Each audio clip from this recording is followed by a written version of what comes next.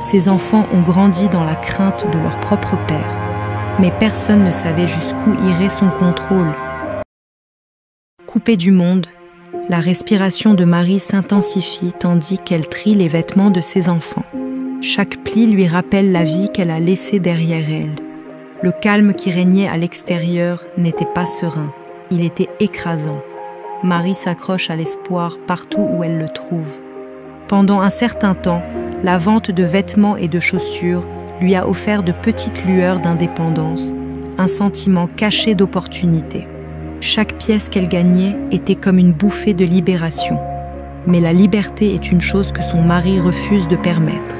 Ses yeux se sont enflammés de colère lorsqu'il a découvert qu'elle avait gagné son propre argent. Il lui a arraché son dernier lien avec le monde extérieur, son téléphone. En un instant, l'univers de Marie s'est réduit aux limites de leur maison. Il les a relogés dans un village isolé, loin des visages familiers. Les bruits réconfortants des voisins ont disparu. Le silence pèse lourd, interrompu seulement par les voix douces de ses enfants et les battements de son propre cœur. Sa famille s'est efforcée sans relâche de la contacter. Les appels sont restés sans réponse toute la nuit. S'il parvenait à la joindre, son mari répondait d'une voix douce et sans émotion, en tissant des mensonges. Elle est occupée par son travail. Il n'y a pas de signal ici. À chaque mensonge, l'espoir d'un contact s'amenuisait un peu plus. Un jour, craignant que sa famille ne persiste dans ses efforts pour la retrouver, il a modifié son numéro de téléphone. Le dernier lien délicat de Marie avec le monde extérieur disparaît. Désormais, elle se retrouve complètement isolée. Elle n'a pour seule compagnie que ses enfants effrayés et la surveillance constante des caméras que son mari contrôle à l'aide de son téléphone portable. Les caméras n'étaient pas des simples appareils, elles étaient ses yeux, toujours en train de regarder, même dans l'obscurité. Tous les recoins de la maison étaient surveillés. Dans un moment de défi, Marie a surpris son propre regard dans le miroir, toujours féroce, toujours là.